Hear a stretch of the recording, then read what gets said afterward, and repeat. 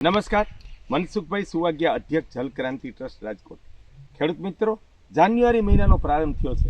આંબામાં મોર ફૂટ્યો છે અને ગુજરાત તો આંબાની ધરતી છે. ત્યારે આ આંબાના મોરમાં બે રોગ મુખ્ય આવે છે. એક ભૂકી છારાનો, સફેદ ભૂકી જેવો, અને એક મધિયા નામનો રોગ આવે છે. એના હિસાબે પુષ્કળ મોર આવ્યા પછી મોર ખરી જવાથી ખેડૂતનો પાક નિષ્ફળ જાય. એનો ઉપાય છે તામ્ર છાશ. તાંબાના માટલામાં છાશ 30 દિવસ ભરી રાખવાથી પૂર્ણ રીતે ઝેરી છાશ થઈ જાય છે. તાંબુ આયુર્વેદની દ્રષ્ટિએ આ પૃથ્વીની સૌથી ઝેરી ધાતુ છે.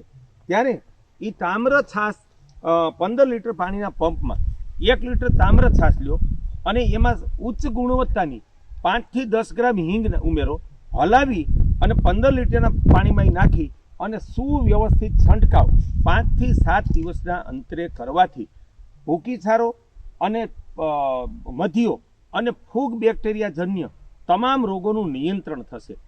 અત્યારે એક કુપ્રચાર થઈ રહ્યો છે કે દૂધ ગોળ છાંટો. તમે તમારા નજીકના કોઈ પણ કૃષિ ફાર્મ અને કૃષિ યુનિવર્સિટીમાં મળો કે દૂધ મીઠો પદાર્થ છે, ગોળ મીઠો પદાર્થ છે. જો એ છાંટવામાં આવે તો એનાથી ઉલટાનો રોગ એ ફૂગ આવે છે અને બેક્ટેરિયાનો જીવાતનો ખોરાક બની જાય છે. અમારા અનુભવે અને અનેક ગોલકિયા સાહેબ જેવા વૈજ્ઞાનિકોના અભિપ્રાય પછી અમે એની સાથે સંમત નથી. જ્યારે વૈજ્ઞાનિકોના અભિપ્રાય પછી તામ્ર છાશ આંબામાં અને તમામ કૃષિ પાકોમાં સૂક્ષ્મ જંતુનું શ્રેષ્ઠ નિયંત્રક છે. તો એ વ્યવસ્થિત છંટકાવ કરજો. પછી ત્રીજો છંટકાવ કરવાનો થાય તો એમાં તમે ગોળ નાખીને તામ્ર છાશ છાંટો તો મધમાખીનું આકર્ષણ થાય અને ફલિનીકરણ થાય. બીજા ડોઝમાં પણ નાખી શકો છો ગોળ, પણ પહેલો ડોઝ તો તમારે ગોળ વગર જ છંટકાવ કરવાનો છે. બીજા ડોઝમાં તમે ગોળ નાખો એટલે મધમાખી આવશે અને ફલિનીકરણ થશે. આનું નિયંત્રણ છે. પછી એવી જ રીતે જમીનની અંદર પુષ્કળ માત્રામાં હાનિકારક ફૂગ, બેક્ટેરિયા અને કૃમિ હોય છે અને એ તત્વો ચૂસી લે છે એટલે નબળી કેરી મગ જેવડા દાણાથી લે અને આવડી કેરી ખરી જાય છે. એનો ઉપાય પણ તામ્ર છાશ અને હિંગ છે કે તમે પહેલા 2 પિયત આપો ત્યારે પ્રતિ ઝાડ દીઠ 1 થી 2 લીટર તામ્ર છાશમાં 5 થી 10 ગ્રામ હિંગ ઉમેરીને એ ભીની જમીનમાં 20 લીટર પાણીમાં પહેલાં તામ્ર છાશ નાખો હિંગવાળી અને પછી ભીની જમીનમાં એ તમે પાઈ દો તો એનું શ્રેષ્ઠ નિયંત્રણ થશે.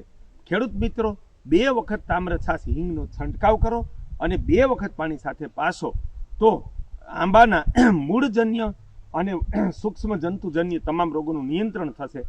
ખૂબ અને ફાલ ખરશે, કેરી બંધાશે, કાચી કેરી ખરશે નહીં, મોટા ફળનું શ્રેષ્ઠતમ ઉત્પાદન આવશે. કેમ કે મૂળ તંદુરસ્ત હોય તો એ ધરતીના પોષક તત્વો ચૂસી શકે છે. માટે 2 વખત તામ્ર છાશ પાવાની છે અને પછીથી દરેક પિયત સાથે ધરામૃત પાવાનું છે. એ તમામ પ્રયોગો અમારો ગાય આધારિત પ્રાકૃતિક કૃષિ ગ્રંથમાં લખેલા છે. તમે ગાય આધારિત કૃષિ અપનાવો અને આ ગ્રંથનું 2 વખત વાંચન કરી અને એક તજજ્ઞ કે ખેડૂત બનો. ત્યારે જ સરકારની સબસિડીથી વિકાસ નહીં થાય, પણ પોતાની તજજ્ઞતા અને જાત પુરુષાર્થથી વિકાસ થશે. આ ગ્રંથનું વાંચન કરો.